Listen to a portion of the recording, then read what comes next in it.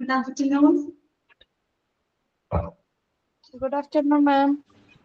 Good afternoon, ma'am. Okay, Parvati. ആണോ അവയുടെ അസുഖമൊക്കെ മാറിയോ? വീട്ടിലെത്തിയോ? വീട്ടിൽ വന്നു. വീട്ടിലെത്തിയില്ലേ? വീട്ടിൽ വന്നു മാം. ഓക്കെ ഓക്കെ ശരി. ഓക്കെ ആരൊക്കെയാണ് ഗുഡ് ആഫ്റ്റർനൂൺ അയച്ചത്? കാർത്തിക അയച്ചിട്ടുണ്ട്. ഓക്കെ തൻസി, പ്രസീത, മെർലിൻ, ഫിനാൻഷി, സലീന, പിന്നെ ആരാണ്? നന്ദിനി, ഓക്കെ സച്ചിന, ശ്രുതി, എല്ലാവർക്കും ഗുഡ് ആഫ്റ്റർനൂൺ കേട്ടോ. Okay okay miss Seenu, Saranya, ശരി. വിദ്യ, okay Farsana,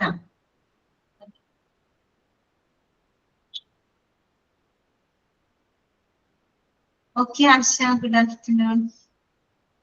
Shaheed, Bijini, okay സിത്തു, ഫാസി, okay Shalini,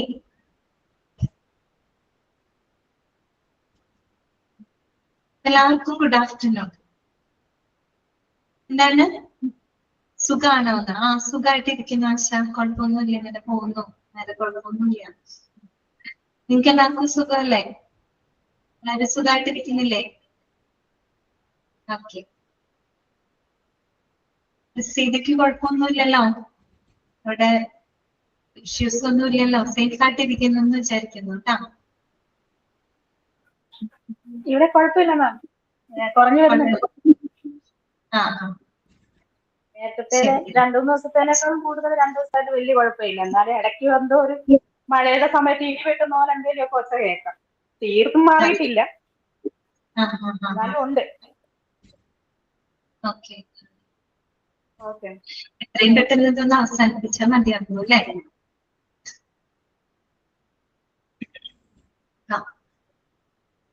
ശരി, അപ്പൊ നമുക്ക് ക്ലാസ് സ്റ്റാർട്ട് ചെയ്യാം കേട്ടോ. അപ്പൊ നോക്കാം, നമുക്ക് ഇനി കുറച്ചും കൂടെ പറയാനുള്ളൂ കേട്ടോ. പബ്ലിക് റിലേഷൻസ് ഇൻ ഹോസ്പിറ്റലിൽ അതിൽ നമ്മൾ റോള് വരെയാണ് കഴിഞ്ഞ ക്ലാസ്സിൽ പറഞ്ഞത് കേട്ടോ. പബ്ലിക് റിലേഷൻ ഓഫീസറുടെ റോളുകൾ 4 റോളുകളാണ് നമ്മൾ പറഞ്ഞത് അല്ലെ? എന്തൊക്കെയായിരുന്നു? അഡ്വക്കേറ്റ്, കമ്മ്യൂണിക്കേറ്റർ, പിന്നെ പ്രോബ്ലം സോൾവർ, ഒപ്പീനിയൻ മാജിസ്ട്രോ. അങ്ങനെ 4 റോളുകളാണ്. ഇനി നമുക്ക് പഠിക്കാനായിട്ടുള്ളത് ഫങ്ഷൻസ് ആണ് കേട്ടോ. Functions of public relation officer. ഒരു പബ്ലിക് റിലേഷൻ ഓഫീസറുടെ പ്രവർത്തനങ്ങൾ അല്ലെ? ഒരു ഹോസ്പിറ്റലിൽ അദ്ദേഹത്തിന്റെ ഫങ്ഷൻസുകൾ എന്തൊക്കെയാണ്?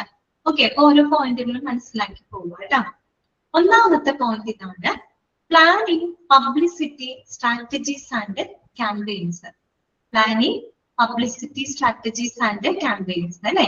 അതെ, അതായത് ഈ പറയുന്ന പോലെ ഹോസ്പിറ്റലിന്റെ സേവനങ്ങളെ പറ്റിയിട്ട് അല്ലെ, ഹോസ്പിറ്റലിലെ ഫെസിലിറ്റിയെ പറ്റിയിട്ടൊക്കെ പൊതുജനങ്ങളിലേക്ക് എത്തിക്കുന്നതിന് വേണ്ടിയിട്ടുള്ള പബ്ലിസിറ്റി സ്ട്രാറ്റജീസുകൾ അല്ലെ, പരസ്യതന്ത്രങ്ങള്, പ്രചരണ പരിപാടികള്, ഇതൊക്കെ ആസൂത്രണം ചെയ്യാന്നുള്ളത് ആരുടെ ഫംഗ്ഷൻ ആണ്? പബ്ലിക് റിലേഷൻ ഓഫീസറുടെ ഫംഗ്ഷൻ ആണ് അല്ലെ? Planning publicity strategies and campaigns, പരസ്യതന്ത്രങ്ങള്, പ്രചരണ പരിപാടികള്, ഇതൊക്കെ ആസൂത്രണം ചെയ്യാം. ഇതിനു വേണ്ടിയിട്ടാണ് നമ്മുടെ ഹോസ്പിറ്റലിന്റെ സേവനങ്ങളെ പറ്റിയിട്ട്, പ്രവർത്തനങ്ങളെ പറ്റിയിട്ടൊക്കെ പൊതുജനങ്ങളിലോട്ട് എത്തിക്കുന്നതിന് വേണ്ടിയിട്ടുള്ള പബ്ലിസിറ്റി സ്ട്രാറ്റജികളും ക്യാമ്പയിനുകളും ഒക്കെ പ്ലാൻ ചെയ്യുക. ഓക്കെ, പിന്നെ രണ്ടാമത്തെ എന്താണ്? Writing and producing presentations and press releases. അതുപോലെ തന്നെ നമ്മുടെ പത്രക്കുറിപ്പുകള്, അവതരണങ്ങള്, അതൊക്കെ എഴുതുകയും തയ്യാറാക്കുകയും ചെയ്യാം കേട്ടോ. ഇതല്ലേ ഇപ്പൊ പ്രസന്റേഷൻസ് ഒക്കെ എന്ന് പറയുന്നത് നമ്മൾക്കിപ്പോ ഹോസ്പിറ്റലിന് ലഭിച്ചിട്ടുള്ള എന്തെങ്കിലും നേട്ടങ്ങളെ സംബന്ധിച്ചാണോ, അല്ലെങ്കിൽ നമ്മുടെ ഹോസ്പിറ്റലിൽ തുടങ്ങാൻ പോകുന്ന പുതിയ പദ്ധതികളെ പറ്റിയിട്ടാവാം. ഓക്കെ, അതുപോലെ തന്നെ വാർത്താക്കുറിപ്പുകള്, എന്താ പറയാ അവതരണങ്ങള്, ഇതൊക്കെ എഴുതുകയും അതുപോലെ തന്നെ അത് എന്താണ് പ്രസന്റ് ചെയ്യാം, എഴുതുകയും തയ്യാറാക്കുകയൊക്കെ ചെയ്യാന്നുള്ളത് പബ്ലിക് റിലേഷൻ ഓഫീസറുടെ ഫംഗ്ഷനിൽ വരുന്നതാണ്. പിന്നെ മൂന്നാമത്തെ point, to deal with enquiries from the public, press and related organisations. To deal with enquiries from public, press and related organisation അല്ലെ, പൊതുജനങ്ങള്, അതുപോലെ തന്നെ പത്രമാധ്യമങ്ങള്, പിന്നെ മറ്റു പല അനുബന്ധ സംഘടനകളൊക്കെ ഉണ്ടാവുമല്ലോ, സ്ഥാപനങ്ങള്, അവിടെ നിന്ന് വരുന്ന അന്വേഷണങ്ങൾക്കൊക്കെ എൻക്വയറീസ് ഒക്കെ കറക്റ്റ് ആയിട്ട് അതിനെ കൈകാര്യം ചെയ്ത് കൊണ്ടുപോകാനുള്ളത് പബ്ലിക് റിലേഷൻ ഓഫീസറുടെ റെസ്പോൺസിബിലിറ്റിയാണ്. അദ്ദേഹം ആ ഹോസ്പിറ്റലിനെ റെപ്രസെന്റ് ചെയ്ത് പ്രവർത്തിക്കുന്ന വ്യക്തിയാണല്ലോ.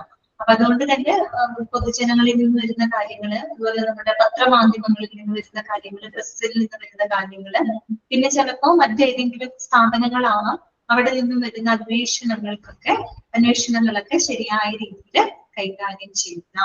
പിന്നെ അടുത്ത പോയിന്റ് എന്താണ്, to organise and attend promotional events such as press conferences, open days, exhibitions, tours, visit, ഇതൊക്കെ ഓർഗനൈസ് ചെയ്യാം. നമ്മൾ ഇതൊക്കെ പഠിച്ചതല്ലേ, കമ്മ്യൂണിക്കേറ്റീവ് മെത്തേഡിൽ പഠിച്ചതാണ് അല്ലെ. അതായത് പ്രൊമോഷണൽ ഇവന്റ്സുകൾ അല്ലെ, നമ്മളെ ഹോസ്പിറ്റലിന്റെ പ്രവർത്തനങ്ങളെ പൊതുജനങ്ങളിലേക്ക് എത്തിക്കണം അല്ലെ, പ്രൊമോട്ട് ചെയ്യുന്നതിന് വേണ്ടിയിട്ടുള്ള ഈ പറയുന്ന പോലെ വാർത്താ സമ്മേളനങ്ങള്, അതുപോലെ ഓപ്പൺ ഡേ ഹൗസുകള്, എക്സിബിഷൻസുകള്, ടൂറുകള്, വിസിറ്റുകള്, ഇങ്ങനെയുള്ള പ്രൊമോഷണൽ ഇവന്റുകളൊക്കെ സംഘടിപ്പിക്കാം, അല്ലെങ്കിൽ അത്തരം പരിപാടികളിലൊക്കെ പങ്കെടുക്കാൻ പറ്റുന്നത് ഒരു പബ്ലിക് റിലേഷൻ ഓഫീസറുടെ ഫംഗ്ഷനിൽ വരുന്ന കാര്യങ്ങളാണ്. ഇതിനു വേണ്ടിയിട്ടാണ് നമ്മൾ ഇതൊക്കെ ചെയ്യുന്നത്. എന്തിനു വേണ്ടിയിട്ടാ? പബ്ലിക്കിലോട്ട് എത്തിക്കാനായിട്ട് അല്ലെ, പബ്ലിക്കിലോട്ടുള്ള ഒരു ഔട്ട്റീച്ചിന് വേണ്ടിയിട്ടാണ് നമ്മൾ ഇങ്ങനെയുള്ള പ്രൊമോഷണൽ ഇവന്റ്സുകൾ. എന്തൊക്കെ പ്രൊമോഷണൽ ഇവന്റ്സുകളാണ് പറയുന്നത്? പ്രസ് കോൺഫറൻസസ് അല്ലെ, വാർത്താ സമ്മേളനങ്ങൾ, ഓപ്പൺ ഡേ ഹൗസുകള്, എക്സിബിഷൻസുകള്, ടൂറുകള്, വിസിറ്റുകള്, ഇത്തരത്തിലുള്ള പ്രൊമോഷണൽ ഇവന്റ്സുകളൊക്കെ ഓർഗനൈസ് ചെയ്യുക, ഇങ്ങനെയുള്ള പരിപാടികളൊക്കെ അറ്റൻഡ് ചെയ്യുക. ഓക്കെ. പിന്നെ അടുത്ത എന്താണ്, to speak publicly at interviews, press conferences and presentations. എന്താണ് to speak publicly at interviews, press conferences and presentations.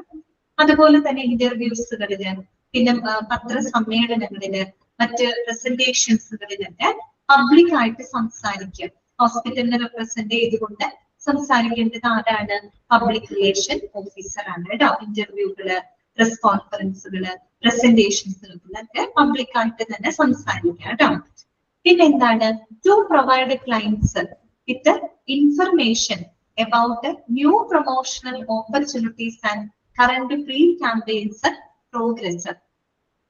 അതായത് നമ്മുടെ ക്ലയൻസ് എന്ന് പറയുമ്പോൾ, നമ്മുടെ ഹോസ്പിറ്റലിന്റെ ക്ലയൻസ് എന്ന് പറയുമ്പോൾ ആരൊക്കെയാണ്?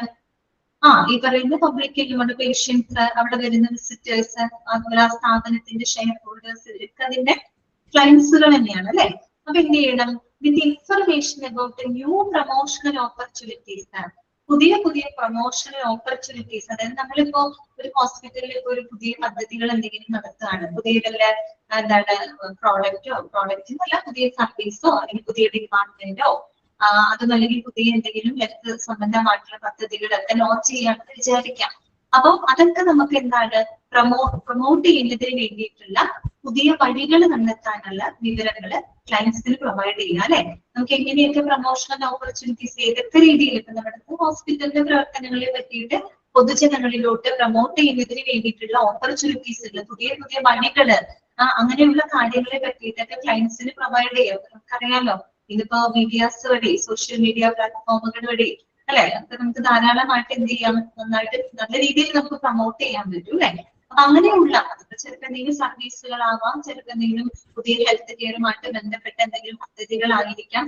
അങ്ങനെയുള്ള കാര്യങ്ങളൊക്കെ പ്രൊമോട്ട് ചെയ്യുന്നതിന് വേണ്ടിയിട്ടുള്ള പുതിയ വഴികൾ അല്ലെ, പുതിയ പ്രൊമോഷണൽ ഓപ്പർച്യൂണിറ്റീസുകളെ പറ്റിയുള്ള ഇൻഫർമേഷൻസ് ക്ലയൻസിന് പ്രൊവൈഡ് ചെയ്യാം.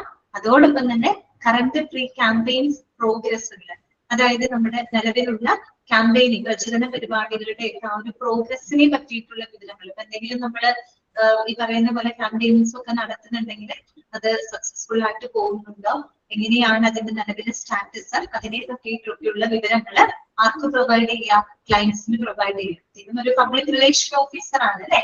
അപ്പൊ അദ്ദേഹത്തിന്റെ റോൾ എന്ന് പറഞ്ഞാൽ എന്ത് തന്നെയാണ്? നമ്മുടെ ഹോസ്പിറ്റലിന്റെ ഇമേജ് വർദ്ധിപ്പിക്കാതെ ആ ഹോസ്പിറ്റലിന്റെ സേവനങ്ങളെ പറ്റിയിട്ടും ആക്ടിവിറ്റീസുകളെ പറ്റിയിട്ടും ഒക്കെ പൊതുജനങ്ങളിലേക്ക് എത്തിക്കുക എന്നുള്ളതാണ്. അപ്പൊ അതിന് വേണ്ടിയിട്ടുള്ള പുതിയ പുതിയ പ്രൊമോഷണൽ ഓപ്പർച്യൂണിറ്റികളെ പറ്റിയിട്ടും അതുപോലെ ക്യാമ്പയിൻ പ്രോഗ്രസ്സുകളെ പറ്റിയിട്ടും ക്യാമ്പയിൻസ് ഒക്കെ നടത്തുന്നുണ്ടെങ്കിൽ അതിന്റെ നിലവിലെ സ്റ്റാറ്റസ് എത്രത്തോളം അത് കവർ ചെയ്തു പോകുന്നുണ്ട്, പബ്ലിക്കിലൂടെ എത്രത്തോളം കവർ ചെയ്യാൻ നമുക്ക് പറ്റുന്നുണ്ട്, അങ്ങനെ ആ ക്യാമ്പയിൻ പ്രോഗ്രസ്സുകളൊക്കെ കറക്റ്റ് ആയിട്ട് അതിനെ പറ്റിയുള്ള ഇൻഫർമേഷൻസ് ക്ലയൻസിന് പ്രൊവൈഡ് ചെയ്യാനുള്ളതും പബ്ലിക് റിലേഷൻ ഓഫീസറിന്റെ ഫംഗ്ഷൻ ആണ്. പിന്നെ അടുത്ത എന്താണ്? To analyse media coverage. Media coverage analyse ചെയ്യാം അല്ലെ, മീഡിയ കവറേജ് വിശകലനം ചെയ്യാം. നമുക്കറിയാലോ കൂടുതലും മാസ് മീഡിയാസ് വഴിയായിട്ടാണ് നമ്മൾ പല മിക്ക പ്രൊമോഷൻസും നമ്മൾ നടത്തുന്നത് മീഡിയാസ് വഴിയാണ് അല്ലെ.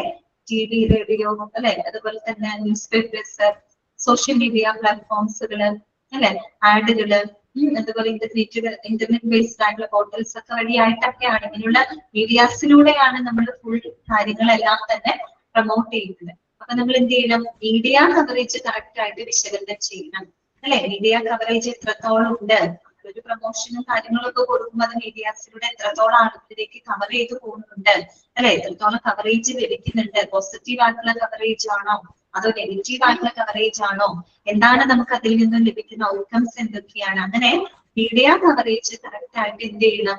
അപ് ടു ഡേറ്റ് ആയിട്ട് അനലൈസ് ചെയ്യണം ഒരു പബ്ലിക് റിലേഷൻ ഓഫീസർ അല്ലെ.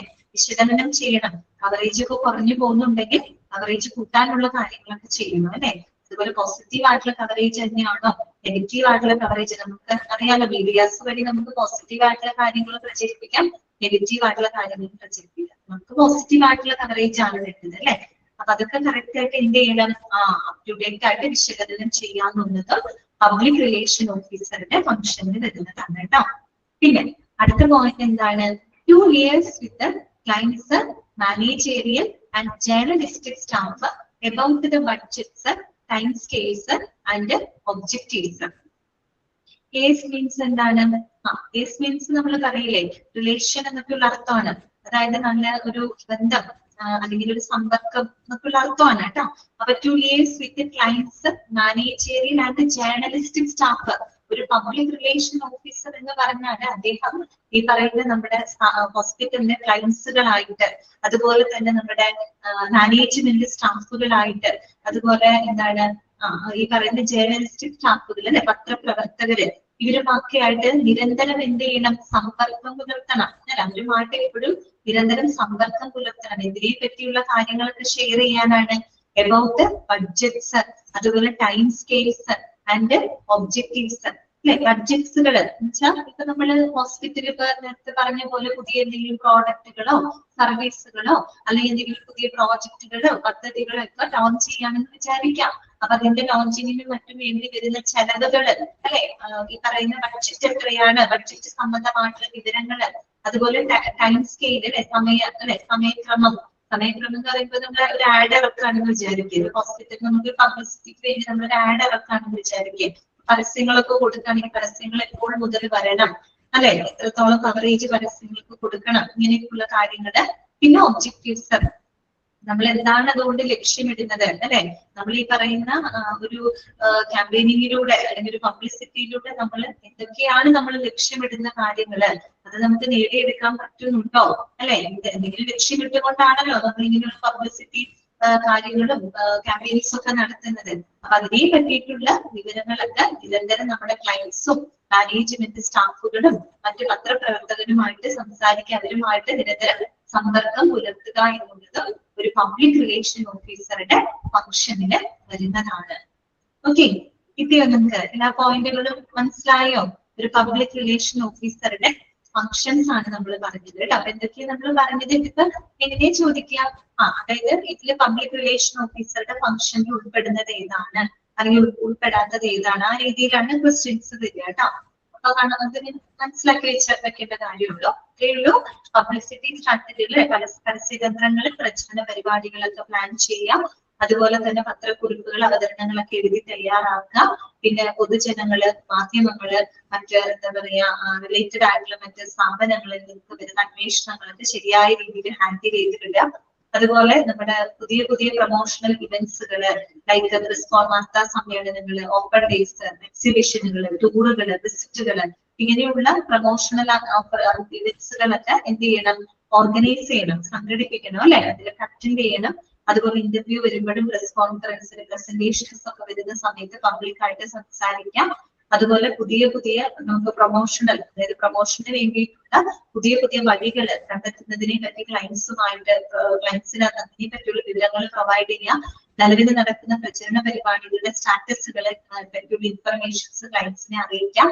മീഡിയ കവറേജ് പ്രോപ്പറായിട്ട് അനലൈസ് ചെയ്തു പോവുക.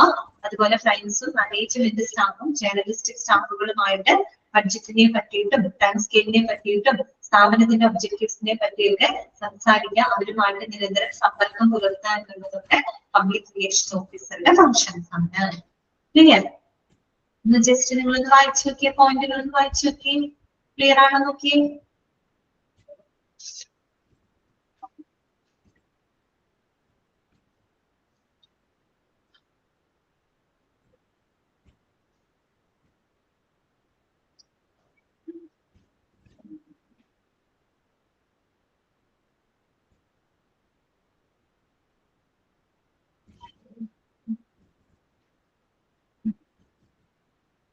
ഓക്കെ അല്ലേ?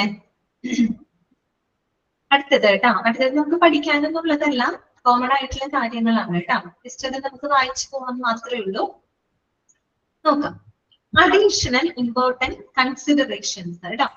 ഇനി നമ്മൾ ഈ പബ്ലിക് റിലേഷനുമായിട്ടൊക്കെ ബന്ധപ്പെട്ട് നമ്മൾ പരിഗണിക്കേണ്ട കുറച്ച് കാര്യങ്ങൾ, അതൊക്കെ പഠിക്കാനൊന്നുമില്ല, ജസ്റ്റ് കോമൺ ആയിട്ടുള്ള കാര്യങ്ങൾ മാത്രമാണ്.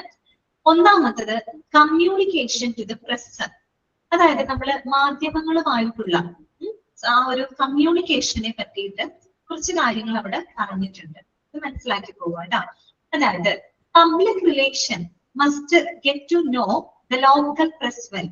Local press can be hospital's principal helper in this regard. A hostile press can do a lot of harm. If an editor understands the hospital's problem, he can help them enormously. അവിടെ നിങ്ങൾ മനസ്സിലാക്കേണ്ട concept എന്താണെന്ന് അറിയാമോ? നമ്മൾ എപ്പോഴും ഒരു public relation maintain ചെയ്യണമെങ്കിൽ നമ്മൾ ആദ്യം തന്നെ എന്ത് വേണമെന്ന് അറിയോ? പ്രാദേശിക മാധ്യമങ്ങളുമായിട്ട് എപ്പോഴും ഒരു നല്ല റിലേഷൻഷിപ്പ് ഉണ്ടാകണം. അതിന്റെ പ്രാധാന്യത്തെ പറ്റിയിട്ടാണ് ആ ഒരു ബോക്സിൽ പറഞ്ഞിരിക്കുന്നത്. ഓക്കെ, നമുക്ക് ഒരു നല്ല പബ്ലിക് റിലേഷൻ എപ്പോഴും മെയിൻറ്റെയിൻ ചെയ്യണം അല്ലെ. അപ്പൊ ഒരു പബ്ലിക് റിലേഷൻസ് നമുക്ക് പ്രോപ്പർ ആയിട്ട് എഫിഷ്യന്റ് ആയിട്ട് ചെയ്യണമെങ്കിൽ നമ്മൾ ശ്രദ്ധിക്കേണ്ട ഒരു കാര്യം എന്താണെന്ന് അറിയാം, നമ്മൾ പ്രാദേശിക മാധ്യമങ്ങളുമായിട്ട് എപ്പോഴും നല്ലൊരു റിലേഷൻഷിപ്പ് ഉണ്ടായിരിക്കും. പ്രാദേശിക മാധ്യമങ്ങള് കാര്യം എന്താന്ന് വെച്ചാല് ഒരു ഹോസ്പിറ്റലിൽ വർക്ക് ചെയ്യുന്നത്, ആ ഹോസ്പിറ്റലിനെ പറ്റിയിട്ടുള്ള വിവരങ്ങള് നമ്മൾ പൊതുജനങ്ങളിലേക്ക് എത്തിക്കുന്നത് കൂടുതലും നമ്മുടെ ലോക്കൽ പ്രസ് വഴിയായിട്ടായിരിക്കും അല്ലെ, നമ്മുടെ പ്രാദേശിക മാധ്യമങ്ങൾ വഴിയായിട്ടായിരിക്കും. അപ്പൊ നമ്മൾ ഇങ്ങനെയുള്ള പ്രസ്സുകളുമായിട്ട് നല്ല റിലേഷൻഷിപ്പ് കീപ്പ് ചെയ്തില്ല എന്നുണ്ടെങ്കിൽ ചിലപ്പോൾ മോശമായിട്ടുള്ള കാര്യങ്ങളായിരിക്കും അവർ പ്രചരിപ്പിക്കുന്നുണ്ടാവാം അല്ലെ. അപ്പൊ എപ്പോഴും നമ്മൾ മാധ്യമങ്ങളുമായിട്ട് എപ്പോഴും നല്ലൊരു ബന്ധം എപ്പോഴും കീപ്പ് ചെയ്യണം. പ്രത്യേകിച്ച് ഒരു ഹോസ്പിറ്റലിന്റെ പബ്ലിക് റിലേഷൻ ഓഫീസർ ശ്രദ്ധിക്കേണ്ട ഒരു കാര്യമാണ് ലോക്കൽ പ്രസ്സുകളെ പറ്റി. ലോക്കൽ പ്രസ് ആവുമ്പോഴാണ് അവരാണ് ശരിക്കും കൂടുതൽ ആ സ്ഥാപനത്തെ പറ്റി അറിയുന്നുണ്ടാവുക. അപ്പൊ അവരുമായിട്ട് എപ്പോഴും ഒരു നല്ല റിലേഷൻഷിപ്പ് ഉണ്ടാക്കിയെടുക്കണം. അത് ഏറ്റവും അത്യാവശ്യമായിട്ടുള്ള ഒരു കാര്യമാണ്. ഓക്കെ, അപ്പൊ അത് നമ്മൾ എടുത്ത് വളരെ നമ്മള് ശരിക്കും പറയുമ്പോ അത് ഏറ്റവും ഇമ്പോർട്ടന്റ് ആയിട്ടുള്ള ഒരു കാര്യമാണ്. നമുക്ക് കേൾക്കുമ്പോൾ ഇത് അത്ര വലിയ സംഭവമൊന്നും അല്ലാണ്ടോ എന്ന് തോന്നും, പക്ഷെ ഈ പറഞ്ഞ കാര്യത്തിന് വളരെ ഇമ്പോർട്ടൻസ് ഉണ്ട്. നമ്മളൊരു നല്ല റിലേഷൻഷിപ്പ് ഒക്കെ കീപ്പ് ചെയ്യുന്നില്ല എന്നുണ്ടെങ്കിൽ എന്ത് സംഭവിക്കുന്നറിയോ, അതിലുള്ള മോശമായിട്ടുള്ള കാര്യങ്ങൾ പുറത്തേക്ക് പോകാൻ വേണമെങ്കിൽ പ്രത്യേകിച്ച് മാധ്യമങ്ങളാണ്. ഞാൻ നേരത്തെ പറഞ്ഞ പോലെ പല കാര്യങ്ങൾ പോസിറ്റീവ് ആക്കാനും നെഗറ്റീവ് ഒക്കെ ആക്കി വിടാനൊക്കെ മാധ്യമങ്ങൾക്ക് സാധിക്കും. എപ്പോഴും അവരുമായിട്ട് എന്ത് ചെയ്യണം, ഒരു നല്ല റിലേഷൻഷിപ്പ് ഉണ്ടാവണം. അതിന്റെ ഒരു ഇമ്പോർട്ടൻസിനെ പറ്റിയിട്ടാണ് അവിടെ പറഞ്ഞിരിക്കുന്നത് കേട്ടോ. കണ്ടോ, PR must get to know the local press. നമ്മുടെ പ്രാദേശിക മാധ്യമങ്ങൾ വൃത്തിയായിട്ട് അവരുമായിട്ട് അവരെ അറിഞ്ഞിരിക്കണം. കാര്യം local press can do hospitals principal helper in this regard കേട്ടോ. അപ്പൊ നമ്മുടെ ഹോസ്പിറ്റലിന്റെ ആ ഒരു ഇമേജ് വർദ്ധിപ്പിക്കുന്നതില് നമ്മുടെ പ്രാദേശിക മാധ്യമങ്ങൾക്ക് ഒരു പ്രധാനപ്പെട്ട പങ്ക് വഹിക്കാനായിട്ട് കഴിയും. പിന്നെ ഈ hostile press can do a lot of harm. Hostile press എന്ന് പറയുമ്പോൾ ഇപ്പൊ ചില മോശമായിട്ടുള്ള നമ്മളിപ്പോ നല്ല റിലേഷൻഷിപ്പ് ഒന്നും മെയിൻറ്റെയിൻ ചെയ്യുന്നില്ല എന്നുണ്ടെങ്കിൽ അത് ഒരുപാട് ദോഷകരമായിട്ട് ബാധിക്കും എന്നാണ് പറയുന്നത്. ഓക്കെ. പിന്നെ വേറൊരു കാര്യം പറയുന്നത് എന്താണെന്ന് വെച്ചാൽ if N editor understands the hospitals problem. ഇപ്പൊ ഒരു എഡിറ്റർക്ക് അപ്പൊ ഒരു എഡിറ്റർക്ക് ആ ഹോസ്പിറ്റലിന്റെ പ്രോബ്ലംസിനെ പറ്റിയിട്ട് അയാൾക്ക് മനസ്സിലാക്കാൻ പറ്റുന്നുണ്ടെങ്കിൽ ഹി ക്യാൻ ഹെൽപ്പ് എനോർമസ്ലി. അദ്ദേഹത്തിന് നല്ലൊരു ഹെൽപ്പ് ചെയ്യാൻ പറ്റും.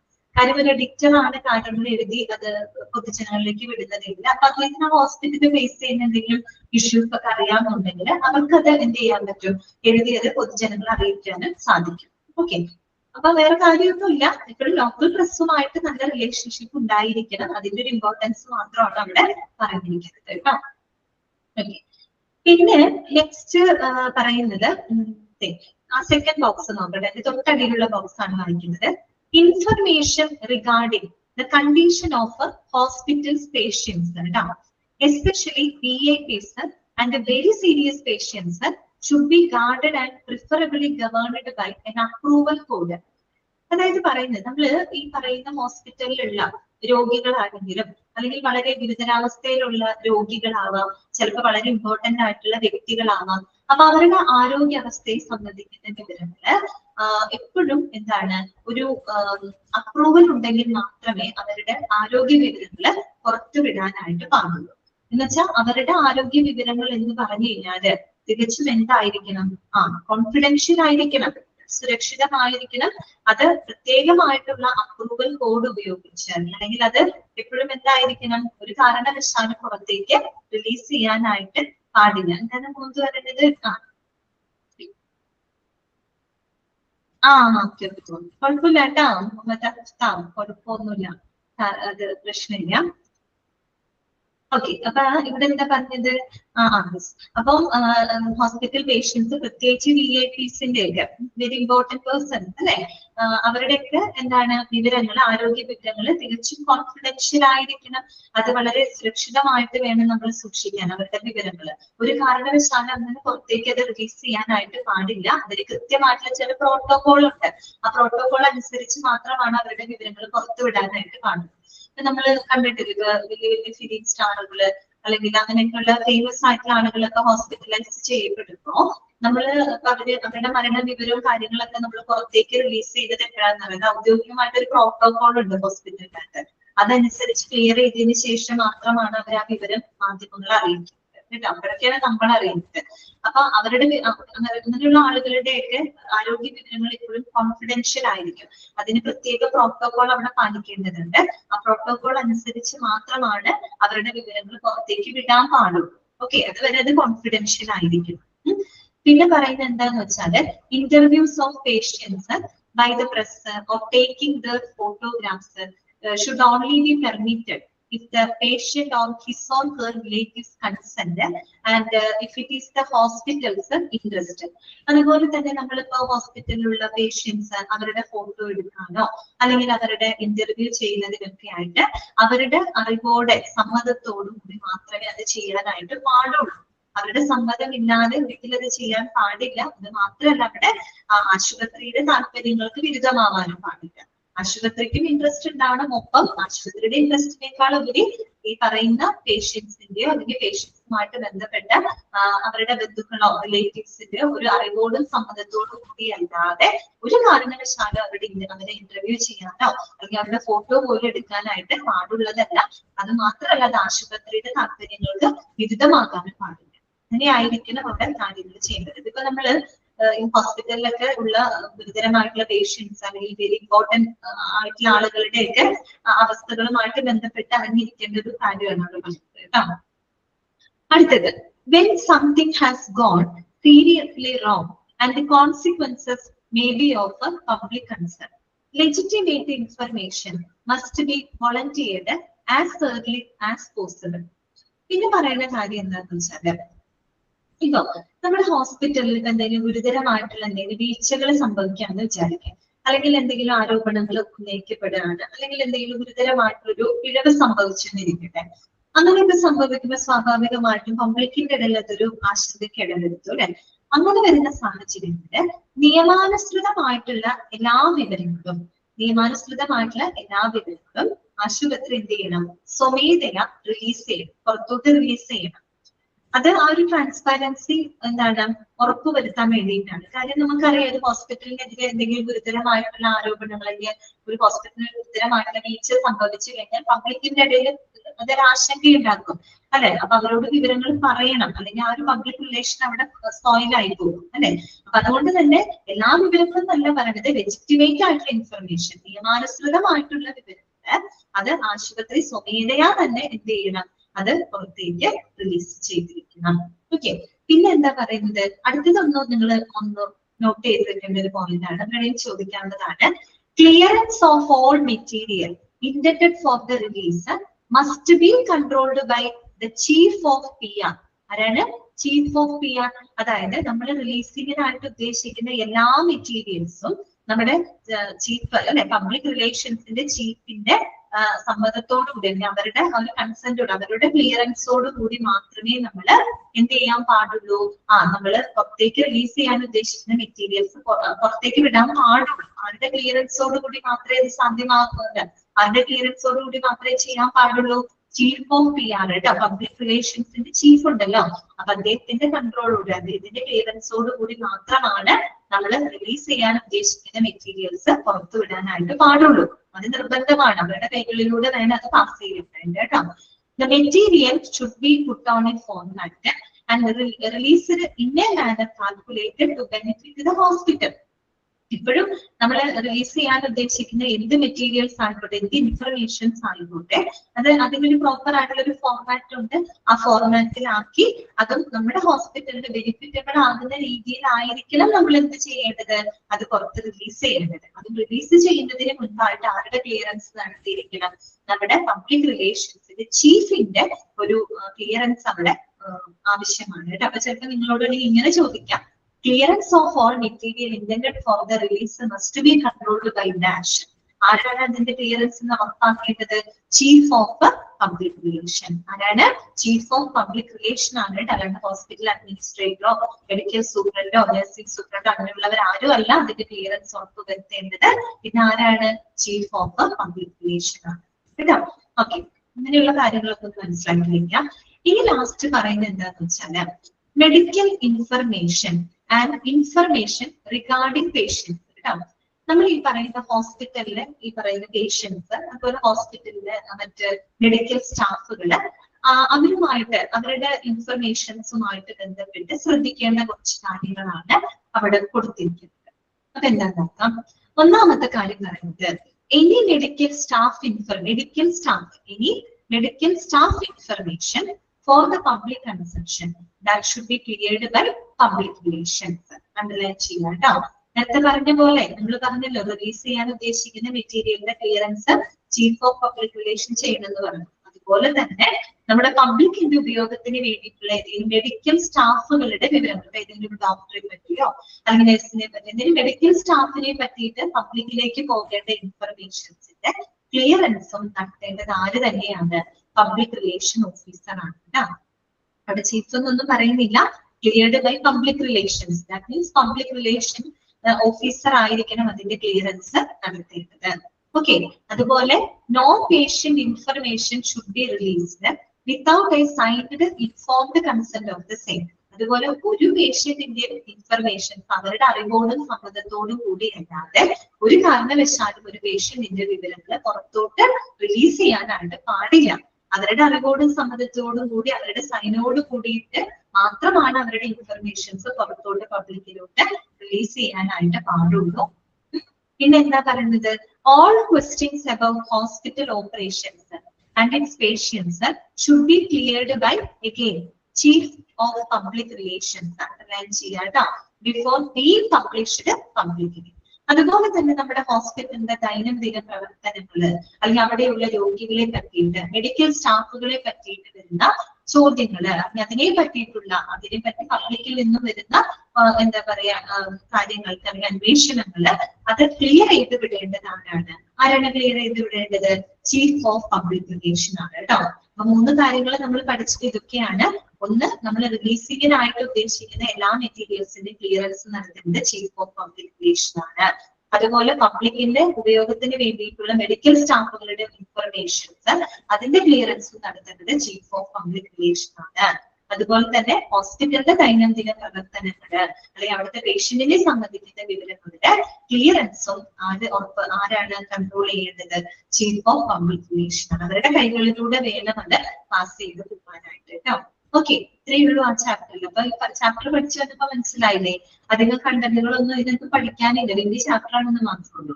പക്ഷെ ഒത്തിരി വളരെ കുറച്ച് കാര്യങ്ങളെ നമ്മൾ ഇതിനകത്ത് പഠിച്ചിട്ടുള്ളൂ. പബ്ലിക് റിലേഷൻ എന്താണ്, പിന്നെ എഡ്വേർഡ് ബെർണേഴ്സിനെ പറ്റി പറഞ്ഞു, അത് ആ ഒരു ബോക്സ് ഇമ്പോർട്ടന്റ് ആണ് കേട്ടോ.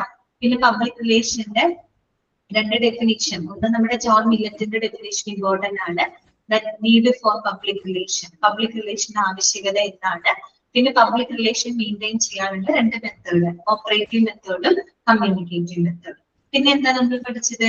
പബ്ലിക് റിലേഷൻ ഇവാലുവേറ്റ് ചെയ്യാനുള്ള ഇൻഡിക്കേറ്റേഴ്സ് എന്തൊക്കെയാണ്, അല്ലെ? അതിൽ ഓരോ ഇൻഡിക്കേറ്റേഴ്സും ഏതൊക്കെ രീതിയിലാണ് പബ്ലിക് റിലേഷൻ ഇൻഫ്ലുവൻസ് ചെയ്യുന്നത്. 5 പോയിന്റ് പറഞ്ഞാൽ നിങ്ങൾക്ക് ഓർമ്മയുണ്ടാവും. Less the number of complaint received, better is the public relation എന്നൊക്കെ പറഞ്ഞ 5 പോയിന്റുകൾ ഞാൻ പറഞ്ഞു തന്നിട്ടുണ്ട്. അത് മാത്രം പഠിച്ചാൽ മതി കേട്ടോ. പിന്നെ നമ്മൾ എന്താ പറഞ്ഞത്? പബ്ലിക് റിലേഷൻ ഓഫീസറുടെ ഒരു പബ്ലിക് റിലേഷൻ ഓഫീസർക്ക് വേണ്ട ക്വാളിറ്റീസ്, അല്ലെ? ക്വാളിറ്റീസ് എന്തൊക്കെയാണ്? പിന്നെ അദ്ദേഹത്തിന്റെ റോള്, ഒരു 4 റോളുകൾ മാത്രമേ പഠിക്കാനുള്ളൂ. Advocate, communicator, problem solver, opinion master. Then അദ്ദേഹത്തിന്റെ ഫങ്ഷൻസ്, അല്ലെ? ഇത്രയല്ലേ ഇതിനകത്ത് പഠിക്കാനുള്ളൂ. അതും എളുപ്പമുള്ള കാര്യങ്ങളാണ്, അല്ലെ? ഓക്കെ, ഇതോടുകൂടി ആ ചാപ്റ്റർ അവിടെ തീർന്നു കേട്ടോ, അവസാനിച്ചു. ഓക്കെ, ഇഷ്ടപ്പെട്ട ചാപ്റ്റർ? ഡൗട്ട് ചോദിച്ചോട്ടെ, പറഞ്ഞു തരാമോന്നോ?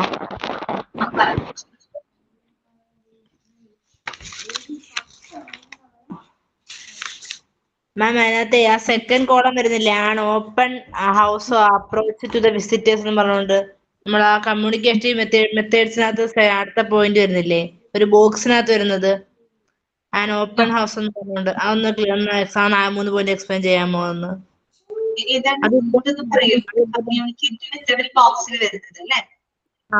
ഇമ്പോർട്ടൻസ് ആണോ? ഇമ്പോർട്ടന്റ് ആണോ അത്? ഫസ്റ്റ് ബോക്സ് അല്ലേ? ഫസ്റ്റ് അല്ല മാം, സെക്കൻഡ് ബോക്സ്. അതായത് ആ കമ്മ്യൂണിക്കേറ്റ് മെത്തേഡ്സ് 2 പോയിന്റ്, 3ാമത്തെ പോയിന്റ് ഒരു വലിയ ബോക്സ് വരില്ലേ, ആണ് ഓപ്പൺ ഹൗസ് എന്ന് പറഞ്ഞുകൊണ്ട് ഇപ്പഴത്തെ പേജില്. An open house approach to the visitors without interfering in the routine medical care functions എന്ന് പറഞ്ഞുകൊണ്ട്. അത് ഇമ്പോർട്ടൻസ് ഉണ്ടോ? ഇമ്പോർട്ടന്റ് ആണോ? അത് ഇമ്പോർട്ടന്റ് ഒന്നുമല്ല. യെസ്, ഇത് അല്ലെ, അത് ഇമ്പോർട്ടന്റ് ഒന്നുമല്ല. അത് നമ്മൾ മനസ്സിലാക്കേണ്ട കാര്യങ്ങളാണ്. അതായത് an open house approach to visitors without interfering in the routine medical care functions. ഇപ്പൊ നമ്മൾ പബ്ലിക് റിലേഷൻ കൊണ്ട് എന്താ ഉദ്ദേശിക്കുന്നത്? നമ്മുടെ ഹോസ്പിറ്റലിന്റെ പ്രവർത്തനങ്ങളെ പറ്റിയിട്ട് പബ്ലിക്കിലേക്ക് എത്തിക്കാന്നുള്ളതാണ്, അല്ലെ? അവിടുത്തെ സർവീസുകൾ, അല്ലെങ്കിൽ അവിടുത്തെ എന്താ പറയാ ഡിപ്പാർട്ട്മെന്റുകൾ, അവിടെ നടക്കുന്ന ആക്ടിവിറ്റീസിനെ പറ്റിയിട്ട് പൊതുജനങ്ങളിലേക്ക് എത്തിക്കാന്നുള്ളതാണ് നമ്മൾ പബ്ലിക് റിലേഷൻ കൊണ്ട് ഉദ്ദേശിക്കുന്നത്. അപ്പൊ അതിനുവേണ്ടി നമുക്ക് ചെയ്യാവുന്ന ഒരു മാർഗമാണ് ഇത്, open house approach. Open house approach എന്ന് പറഞ്ഞാൽ നമ്മൾ നേരത്തെ പറഞ്ഞ ഓപ്പൺ ഡേ ഹൗസ്, അതായത് പബ്ലിക്കിന് വേണ്ടിയിട്ട് നമ്മൾ ഒരു ദിവസം തുറന്നു കൊടുക്കുക. ഹോസ്പിറ്റലിന്റെ പ്രവർത്തനങ്ങളെ പറ്റി നേരിട്ട് അവർക്ക് കണ്ട് മനസ്സിലാക്കാനായിട്ട് നമ്മളൊരു ഓപ്പർച്യൂണിറ്റി ഒരുക്കി കൊടുക്കുക.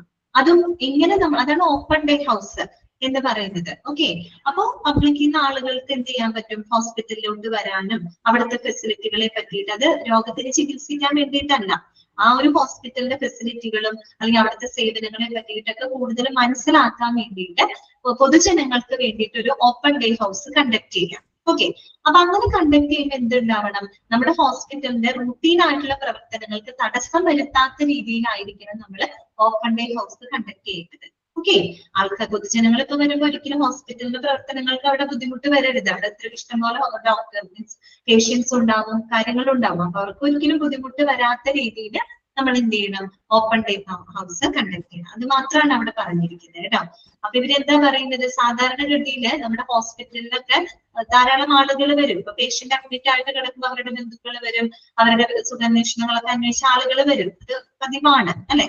നമുക്ക് അവരെ കൺട്രോൾ ചെയ്യാന്ന് പറഞ്ഞാൽ കുറച്ച് ബുദ്ധിമുട്ടുള്ള കാര്യമാണ്. അപ്പൊ ഇവർ പറയുന്നത് എന്താന്ന് വെച്ച് കഴിഞ്ഞാല്, queries of relatives and visitors can be satisfied if a doctor or senior nurse conversant with the ward is made available during the visiting hours for this purpose. അപ്പൊ പേഷ്യന്റിനെ പറ്റിയിട്ട് വിവരങ്ങൾ ചോദിക്കുമ്പോൾ അവരുടെ വിവരങ്ങൾ പറഞ്ഞു കൊടുക്കുന്നതിന് വേണ്ടിയിട്ട് വാർഡില് ഒന്നില്ലെങ്കിൽ ഒരു സിസ്റ്ററോ അല്ലെങ്കിൽ ഒരു സീനിയർ നഴ്സോ ഒരു ഡോക്ടറോ അവൈലബിൾ ആവുന്നത് ഇപ്പോഴും നല്ലതായിരിക്കും. ഇപ്പൊ ഒരു പേഷ്യന്റിന്റെ വിവരങ്ങൾ ആളുകൾ അന്വേഷിച്ചു വരുന്ന സമയത്ത് അവർക്ക് ആ വിവരങ്ങൾ കൊടുക്കാനായിട്ട് അവിടെ എന്ത് ചെയ്യണം, ഒരു സീനിയർ നഴ്സോ ഒരു ഡോക്ടറോ ആ വാർഡിൽ അവൈലബിൾ ആണെങ്കിൽ നല്ലതായിരിക്കും എന്നാണ് പറയുന്നത്. അങ്ങനെ ആവുമ്പോൾ അവർക്ക് വിവരങ്ങൾ പറഞ്ഞു കൊടുക്കാൻ പറ്റും. ഓക്കെ. പിന്നെ ഇടയ്ക്ക് ഈ പറഞ്ഞ പോലെ ഹോസ്പിറ്റൽ അഡ്മിനിസ്ട്രേറ്റേഴ്സ് റൗണ്ട്സ് ചെയ്യണം. അതായത് പേഷ്യൻസിന്റെ ഇടയിൽ ഇടയ്ക്ക് അവരുടെ ഒരു റൗണ്ട്സും അവിടെ നടത്തണം എന്നാണ് പറയുന്നത് കേട്ടോ. അത്രയേ ഉള്ളൂ. അതിന് വേറെ അങ്ങനെ ഇമ്പോർട്ടൻസ് ഒന്നുമല്ല, നമ്മൾ മനസ്സിലാക്കേണ്ട കാര്യമുള്ളൂ. ഓക്കെ. ഇപ്പൊ നമ്മൾ എന്തെങ്കിലും അന്വേഷണങ്ങൾ കാര്യങ്ങൾ ചോദിക്കുമ്പോൾ നമുക്ക് അതിന് ആപ്റ്റ് ആയിട്ടുള്ള ഒരു മറുപടി കിട്ടണം, അല്ലെ? ഒരു ക്ലിയർ ആയിട്ടുള്ളൊരു റിപ്ലൈ നമുക്ക് കിട്ടണം. അത് കൊടുക്കാൻ വേണ്ടിയിട്ട് അവിടെ ഡോക്ടറോ നഴ്സോ ഒക്കെ അവൈലബിൾ ആണെങ്കിൽ നല്ലതായിരിക്കും എന്നാണ് പറയുന്നത് കേട്ടോ. അപ്പൊ അങ്ങനെയൊക്കെ നമുക്ക് ഏതൊക്കെ രീതിയിൽ പബ്ലിക് റിലേഷനെ നല്ല രീതിയിൽ കൊണ്ടുപോകാൻ പറ്റും, ആ മാർഗങ്ങളൊക്കെ സ്വീകരിക്കാൻ മാത്രമേ ഉള്ളൂ കേട്ടോ. ഓക്കെ. അത്രയേ ഉള്ളൂ അതിനകത്ത്, ഇമ്പോർട്ടന്റ് ഒന്നല്ല കേട്ടോ. മാം പിന്നെ അതിനകത്ത് റോൾ ഓഫ് PR ഓഫീസർ ഇല്ലേ, അതൊന്ന് എക്സ്പ്ലെയിൻ ചെയ്യാമോ മാം? അത് അഡ്വക്കേറ്റും ആ പ്രോബ്ലം സോൾവറും ഒന്ന് എക്സ്പ്ലെയിൻ ചെയ്യാമോ? ഞാൻ ഹോസ്പിറ്റലിൽ ആയതുകൊണ്ടാണ് ഡൗട്ട് ചോദിച്ചത്. അതിന് ഹോസ്പിറ്റൽ അഡ്വക്കേറ്റ് എന്ന് പറയുന്നത് ഇവിടെ ഉദ്ദേശിക്കുന്നത് ഒരു പബ്ലിക് റിലേഷൻ ഓഫീസർ എന്ന് പറഞ്ഞു കഴിഞ്ഞാല് നമ്മള് ഒരു എന്താ പറയാ, നമ്മുടെ ഹോസ്പിറ്റലിന് ആവശ്യമായിട്ടുള്ള ലീഗൽ സപ്പോർട്ട് ഒക്കെ കൊടുക്കുന്ന ഒരു വ്യക്തിയാണ്. മനസ്സിലായി? ലീഗൽ ആയിട്ടുള്ള സപ്പോർട്ടും മറ്റും കൊടുക്കുന്ന ഒരു വ്യക്തിയാണ്. ആ അർത്ഥത്തിലാണ് അഡ്വക്കേറ്റ് എന്ന് പറയുന്നത് കേട്ടോ. അത്രയും അതിനകത്ത് പറയുള്ളൂ. കാര്യം ഒരു ഓർഗനൈസേഷന്റെ ഇമേജ്, നമ്മുടെ ഓർഗനൈസേഷൻ ഹോസ്പിറ്റലാണ്. അപ്പൊ ഹോസ്പിറ്റലിന്റെ ഇമേജ് ബിൽഡപ്പ് ചെയ്തെടുക്കുന്നതിന് വേണ്ടിയിട്ട് നല്ല രീതിയിൽ പ്രവർത്തിക്കേണ്ട ഒരു വ്യക്തിയാണ് ആര്? പബ്ലിക് റിലേഷൻ ഓഫീസർ എന്ന് പറയുന്നത്. ഓക്കെ. അപ്പൊ അതാണ് അവിടെ പറയുന്നത്. ആ ഒരു അർത്ഥത്തില് ഹിസ് റോളാണ് അഡ്വക്കേറ്റ്. ആളുകൾക്ക് എന്താണ്, കോടതി പോയി വാദിക്കുന്നു എന്നുള്ള അർത്ഥത്തിലല്ല പറയുന്നത്. ഹോസ്പിറ്റലിന്റെ എന്താണ് വേണ്ടിയിട്ടുള്ള ലീഗൽ സപ്പോർട്ട് കൊടുക്കുക, അതുപോലെ ഹോസ്പിറ്റലിന്റെ ഇമേജ് പബ്ലിക്കിന്റെ ഇടയിൽ നല്ല രീതിയിൽ നിലനിർത്തുക, അതിനൊക്കെ വേണ്ടി പ്രവർത്തിക്കുന്ന ഒരു അഡ്വക്കേറ്റിന്റെ ഒരു റോളാണ്. അതിന് വേണ്ടി വാദിക്കുക. നമ്മൾ പറയില്ലേ, ഹോസ്പിറ്റലിന്റെ ഇമേജിന് വേണ്ടി നന്നാക്കി കൊണ്ടുവരുന്നതിന് വേണ്ടി വാദിക്കുന്ന ഒരു വ്യക്തി എന്നൊക്കെ നമ്മൾ പറയില്ല. ആ ഒരു അർത്ഥത്തിലാണ് അഡ്വക്കേറ്റ് എന്ന് പറയുന്നത് കേട്ടോ. ഓക്കെ. റോളാണത്. അങ്ങനെ ഒരു റോൾ അദ്ദേഹത്തിന് ഉണ്ട്. ഓക്കെ. പിന്നെ കമ്മ്യൂണിക്കേറ്റർ എന്ന് പറയുമ്പോൾ എന്താണ്, നമ്മുടെ പബ്ലിക് റിലേഷൻ മാനേജർ എന്ന് പറയുമ്പോൾ നമ്മുടെ ഹോസ്പിറ്റൽ സംബന്ധമായിട്ടുള്ള വിവരങ്ങൾ പബ്ലിക്കിനോട് കമ്മ്യൂണിക്കേറ്റ് ചെയ്യുന്നതിന് ആവശ്യമായിട്ടുള്ള പോളിസികളും പ്രൊസീജിയറുകളും, അതുപോലെ നമുക്ക് എന്താണ് ന്യൂസ് പേപ്പറിലൊക്കെ വിവരങ്ങളും മറ്റുമൊക്കെ കൊടുക്കേണ്ടി വരും അല്ലെ. ന്യൂസ് റിലീസസ്, അതായത് നമ്മുടെ ഹോസ്പിറ്റലുമായിട്ട് ബന്ധപ്പെട്ട പുറത്തു കൊടുക്കേണ്ട ന്യൂസും കാര്യങ്ങളും അതുമായിട്ട് ബന്ധപ്പെട്ട പോളിസിയും പ്രൊസീജിയറൊക്കെ ക്രിയേറ്റ് ചെയ്യേണ്ടതും പബ്ലിക് റിലേഷൻ ഓഫീസറാണ്. ഓക്കെ. അപ്പൊ ആ അർത്ഥത്തിൽ അദ്ദേഹം ഒരു കമ്മ്യൂണിക്കേറ്ററും കൂടിയാണ്.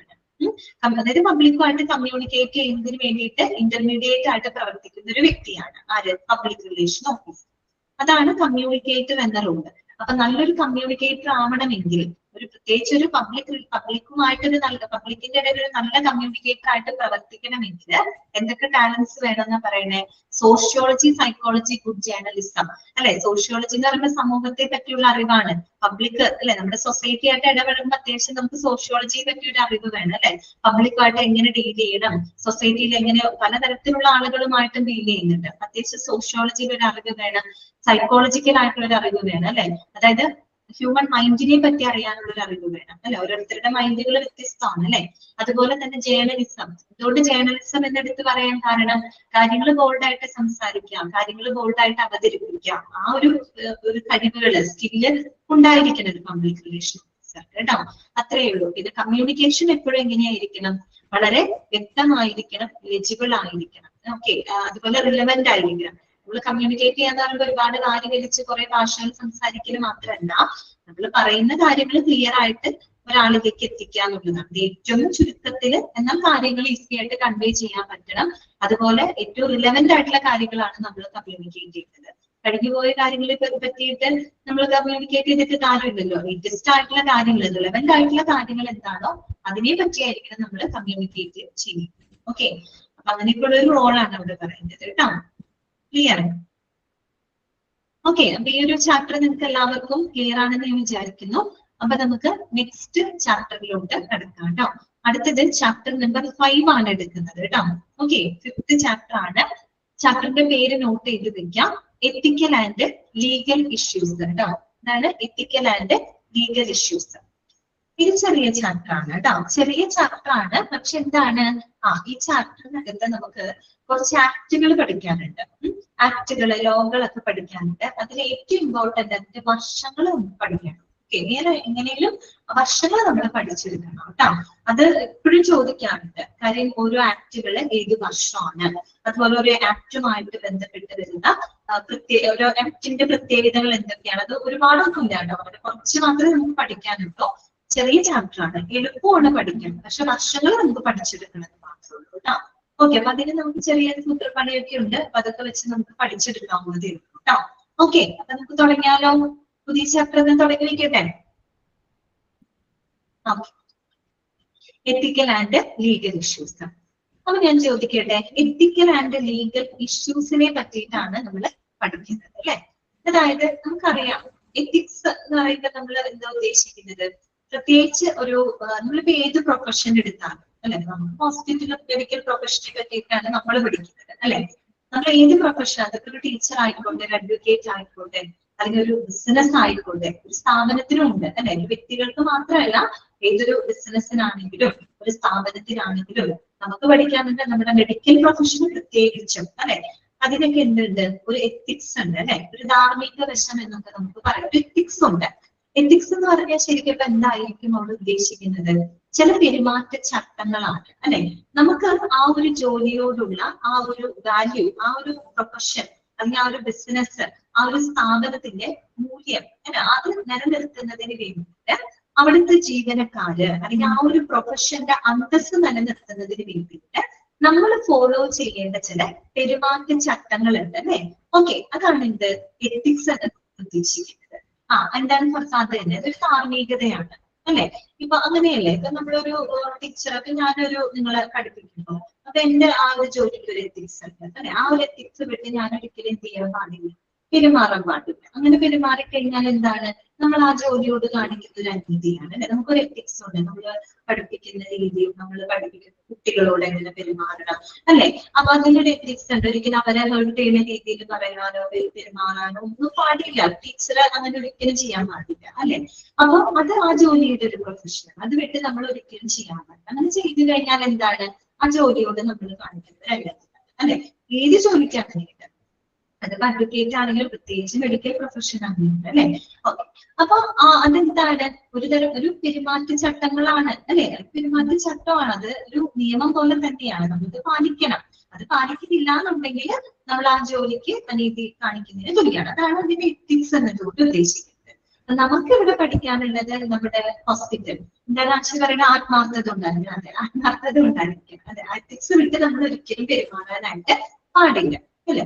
അപ്പൊ ഹോസ്പിറ്റലിലെ എത്തിക്കൽ വശങ്ങളെ പറ്റിയിട്ടാണ് നമ്മൾ പഠിക്കുന്നത് കേട്ടോ. എത്തിക്കൽ വശങ്ങളും അത് പാലിക്കാതിരുന്നാൽ വരുന്ന ഇഷ്യൂസും ഓക്കെ, അതിന്റെ പേരിൽ നമുക്ക് നേരിടേണ്ടി വരുന്ന നടപടിക്രമങ്ങളും ഓക്കെ, അങ്ങനെയൊക്കെയുള്ള കാര്യങ്ങളെയാണ് അവിടെ പറയുന്നത് കേട്ടോ. പിന്നെ എന്ന് പറയുമ്പോൾ ലീഗൽ ആയിട്ടുള്ള ഇഷ്യൂസ് ആണ്, നിയമപരമായിട്ടുള്ള കാര്യങ്ങളാണ് അല്ലെ. നമുക്കറിയാം നമ്മൾ ഒരു നിയമത്തിന്റെ കീഴിലാണ് നമ്മൾ എല്ലാവരും ജീവിക്കുന്നത് അല്ലെ. അതുപോലെ തന്നെ ഒരു എല്ലാത്തിനും ഉണ്ട് അല്ലെ, നിയമത്തിന് കീഴിലാണ്, ഒരു നിയമവിധേയമായിട്ടാണ് നമ്മൾ ഓരോരുത്തരും ജീവിക്കുന്നത്. അപ്പൊ ഒരു ഹോസ്പിറ്റൽ ആകുമ്പോഴും ഒരു ഹോസ്പിറ്റൽ എന്ന് പറയുന്നത് അതൊരു പബ്ലിക് ഓർഗനൈസേഷൻ ആണ് അല്ലെ. പൊതുജനങ്ങൾക്ക് സേവനം കൊടുക്കുന്ന ഒരു സ്ഥാപനമാണ്. അപ്പൊ തീർച്ചയായിട്ടും അത് എല്ലാവിധ നിയമങ്ങൾക്കും വിധേയമായിക്കൊണ്ട് വേണം പ്രവർത്തിക്കാനായിട്ട്. ഒത്തിരി നിയമങ്ങളുണ്ട്, നമ്മുടെ സെൻട്രലി ഉള്ള നിയമങ്ങളുണ്ട്, സ്റ്റേറ്റ് ആയിട്ടുള്ള നിയമങ്ങളുണ്ട്, പ്രാദേശികമായിട്ടുള്ള നിയമങ്ങളുണ്ട്. എല്ലാ നിയമങ്ങൾക്കും വിധേയമായിട്ട് വേണം ഒരു ഹോസ്പിറ്റല് മാത്രമല്ല, അവിടെയുള്ള ഓരോ മെഡിക്കൽ പ്രൊവൈഡേഴ്സും പ്രവർത്തിക്കേണ്ടത് നിയമവിധേയമായിട്ടായിരിക്കും അല്ലെ. അത് പാലിക്കാതിരുന്നാൽ എന്തുണ്ടാവും, സ്വാഭാവികമായിട്ടും നിയമ നടപടികൾ നേരിടേണ്ടതായിട്ട് വരും അല്ലെ. അപ്പൊ ഇത്തരത്തിലുള്ള കാര്യങ്ങളാണ് നമ്മൾ ഈ ചാപ്റ്ററിനകത്ത് പഠിക്കുന്നത് കേട്ടോ. അപ്പൊ എന്താണ് എത്തിക്സ് എന്ന് നമ്മൾ പഠിക്കുന്നത്, അതുപോലെ എന്താണ് ലോ അല്ലെ, ലോ എന്താണ്. പിന്നെ നമ്മൾ പഠിക്കുന്നത് ഒരു ഹോസ്പിറ്റൽ അഡ്മിനിസ്ട്രേഷൻ എന്തുകൊണ്ടാണ് ഇത്തരത്തിലുള്ള എത്തിക്കൽ ലീഗൽ റെസ്പോൺസിബിലിറ്റിയെ പറ്റിയിട്ട് അവര് എന്താണ് അറിവുണ്ടാകണം, അല്ലെങ്കിൽ അതിനെ പറ്റി അറിയണം എന്ന് പറയുന്നതിന്റെ ആവശ്യകത എന്താണ്. നമ്മൾ തന്നെ ഈ ചാപ്റ്റർ പഠിക്കുന്നുണ്ട്. എന്തുകൊണ്ടാണ്, അതിനൊരു കാര്യമുണ്ട് അല്ലെ, അത് പഠിക്കേണ്ട ഒരു കാര്യമുണ്ട്. അതുപോലെ തന്നെയാണ് ഒരു മെഡിക്കൽ പ്രൊവൈഡേഴ്സ് ഇത്തരത്തിലുള്ള എത്തിക്കൽ ലീഗൽ ഇഷ്യൂസ് റെസ്പോൺസിബിലിറ്റീസ് അറിയേണ്ടതിന്റെ ആവശ്യകത എന്താണ്. പിന്നെ നമ്മൾ മെഡിക്കോ ലീഗൽ കേസുകളെ പറ്റി പഠിക്കുന്നുണ്ട്. MLC എന്ന് പറയും കേട്ടോ. മെഡിക്കോ ലീഗൽ കേസുകൾ. മെഡിക്കോ ലീഗൽ കേസ് എന്ന് പറഞ്ഞാൽ എന്താണ്? അതിന് കുറച്ച് എക്സാമ്പിളുകൾ പഠിക്കാനുണ്ട്.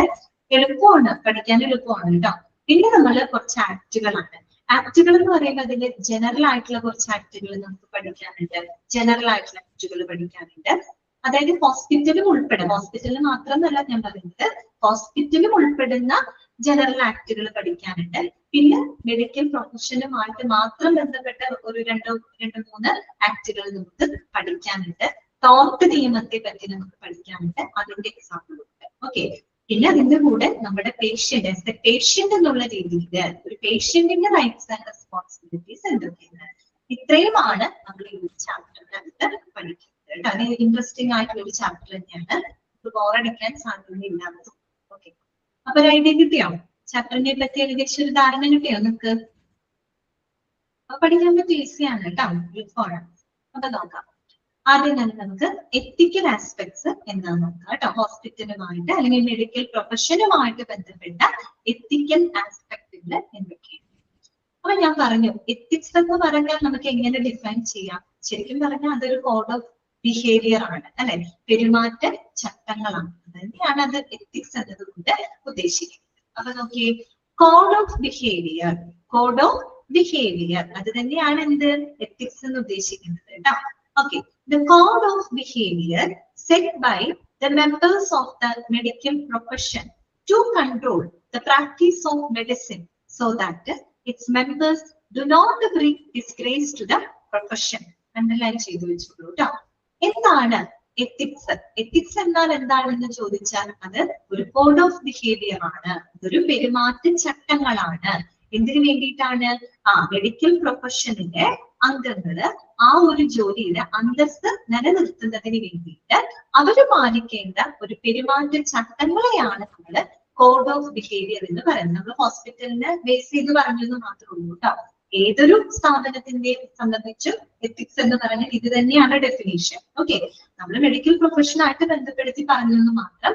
അതായത് മെഡിക്കൽ പ്രൊഫഷന്റെ അംഗങ്ങള് ആ ഒരു ജോലിയുടെ അന്തസ്സ് നിലനിർത്തുന്നതിന് വേണ്ടിയിട്ട്, ഓക്കെ, അതിനു വേണ്ടിയിട്ട് അവര് കാണുന്ന ചില പെരുമാറ്റ ചട്ടങ്ങളെയാണ് നമ്മൾ എന്ത് പറയുന്നത്? എത്തിക്സ് എന്നതുകൊണ്ട് ഉദ്ദേശിക്കുന്നത്. So this A code of behaviour, പെരുമാറ്റ ചട്ടങ്ങൾ. ഓക്കെ. അത്രയും. അത് ഒരു ഡെഫിനേഷൻ. ഒരു തരത്തിൽ നമുക്ക് അങ്ങനെ ഡിഫൈൻ ചെയ്യാം കേട്ടോ. ഇനി വീണ്ടും വേറെ പല പല പല രീതിയിൽ അതിനെ ഡിഫൈൻ ചെയ്യുന്നതാണ് കേട്ടോ. At its simplest, ethics is A system of moral principles. അത് വേറൊരു രീതിയിൽ പറഞ്ഞു മാത്രം. എത്തിക്സ് എന്ന് പറഞ്ഞാൽ എന്താണ്? It is A system of moral principle. കുറെ ധാർമ്മിക തത്വങ്ങളുടെ ഒരു സംവിധാനം, അല്ലെ? ധാർമ്മികമായിട്ടുള്ള കുറച്ച് പ്രിൻസിപ്പിൾസ് ഒരു സംവിധാനം, ഒരു കൂട്ടം എന്നാണ് നമുക്ക് ഇതിനെ വിശേഷിപ്പിക്കാം എത്തിക്സ് എന്ന് പറയുന്നത്. ഓക്കെ. പിന്നെ വീണ്ടും വേറൊരു ഡെഫിനേഷൻ ആണ് പറയുന്നത്, ethics is concerned with what is good for individuals and society and is also described as A moral philosophy. കേട്ടോ. വേറെ രീതിയിൽ പറയുന്നതാണ്, എത്തിക്സ് എന്ന് പറഞ്ഞാണ് ഒരു വ്യക്തിക്കും ആ വ്യക്തി ഉൾപ്പെടുന്ന സമൂഹത്തിന്റെ നല്ലതുമായിട്ട് ബന്ധപ്പെട്ടത്. എത്തിക്സ് എന്ന് പറഞ്ഞാൽ ഒരിക്കലും ഒരു ബാഡ് സൈഡ് അല്ല നമ്മൾ ഉദ്ദേശിക്കുന്നത്, നല്ല സൈഡാണ് ഉദ്ദേശിക്കുന്നത്, അല്ലെ? അപ്പൊ ഒരു വ്യക്തിയുടെയും ആ വ്യക്തി ഉൾപ്പെടുന്ന സൊസൈറ്റിയിലെയും നല്ലത്, നന്മയുമായിട്ട് ബന്ധപ്പെട്ടതാണ്. എന്ന് പറഞ്ഞാൽ നല്ലത് ഏതാണ്, ചീത്ത ഏതാണ്, ഇതൊക്കെ തിരിച്ചറിഞ്ഞ് പ്രവർത്തിക്കാനുള്ള ആ ഒരു കാര്യത്തിനെയാണ് അവിടെ നമ്മൾ എത്തിക്സ് എന്നതുകൊണ്ട് ഉദ്ദേശിക്കുന്നത്. So it is described as A moral philosophy. അപ്പൊ നമുക്ക് അതിനൊരു ധാർമ്മിക തത്വശാസ്ത്രം എന്ന് വിശേഷിപ്പിക്കാം. ഏതൊക്കെ തരത്തിൽ നമ്മൾ പറഞ്ഞു നോക്കി. എത്തിക്സ് എന്ന് പറഞ്ഞാൽ അതൊരു കോഡ് ഓഫ് ബിഹേവിയർ ആണ്. ഇതൊരു set of system of moral principles ആണ്. പിന്നെ നമ്മൾ പറഞ്ഞിരുന്നത് എത്തിക്സ് എന്ന് പറഞ്ഞാൽ ഒരു വ്യക്തിയുടെയും വ്യക്തി ഉൾപ്പെടുന്ന സമൂഹത്തിന്റെ നന്മയുമായിട്ട് ബന്ധപ്പെട്ടതാണ്. അതിനെ നമുക്ക് മോറൽ ഫിലോസഫി എന്ന് വിശേഷിപ്പിക്കാം. ഇതൊക്കെ നമ്മൾ പല രീതിയിൽ അതിനെ ഡിഫൈൻ ചെയ്യാണ് കേട്ടോ. ഇനി അടുത്ത നോക്കിയേ, A code of ethics is wide. A code of ethics is wide, which gives the employees or members a general idea of what kinds of behavior and decisions are desirable and encouraged at a business or organization. ഇനി നമ്മൾ പറയുന്നത് code of എത്തിക്സിനെ പറ്റിയിട്ടാണ്. എന്താണ് code of ethics എന്നതുകൊണ്ട് ഉദ്ദേശിക്കുന്നത്?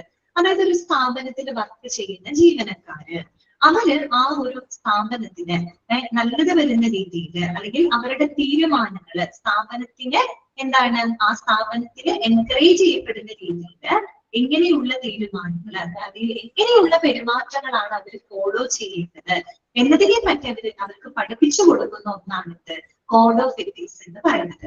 അതായത് നമ്മളിപ്പോ ഒരു സ്ഥാപനത്തിന് വർക്ക് ചെയ്യുമ്പോൾ ആ സ്ഥാപനത്തിന് പാലിക്കേണ്ട ചില പെരുമാറ്റ ചട്ടങ്ങളുണ്ട്. അതനുസരിച്ച് വേണം നമ്മൾ പെരുമാറാനായിട്ട്. അതായത് നമ്മൾ വീട്ടിൽ പെരുമാറുന്ന പോലെ ചിലപ്പോൾ നമ്മൾ പുറത്തു പോയി നമ്മൾ പെരുമാറാറില്ല. എന്തുകൊണ്ടാ?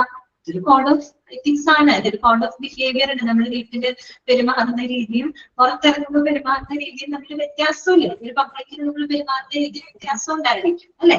എന്തുകൊണ്ടാണ്? അതൊക്കെ ഒരു കോഡ് ഓഫ് ബിഹേവിയർ ആണ് അല്ലെ? എന്നതുപോലെ ഒരു സ്ഥാപനത്തിൽ ഒരു ബിസിനസ് ആയിക്കോട്ടെ അല്ലെങ്കിൽ ഒരു ഓർഗനൈസേഷൻ ആയിക്കോട്ടെ അവിടെ ഏത് തരത്തിലുള്ള തീരുമാനങ്ങളും ഏത് തരത്തിലുള്ള പെരുമാറ്റത്തോട് കൂടിയിട്ടാണ് അവിടുത്തെ ജീവനക്കാര് പ്രവർത്തിക്കേണ്ടത് എന്നതിനെ പറ്റിയിട്ട് അവർക്ക് അവയർനെസ് കൊടുക്കുന്ന ഒന്നാണ് ഇത് കോഡ് ഓഫ് എത്തിക്സ് എന്ന് പറയുന്നത് കേട്ടോ.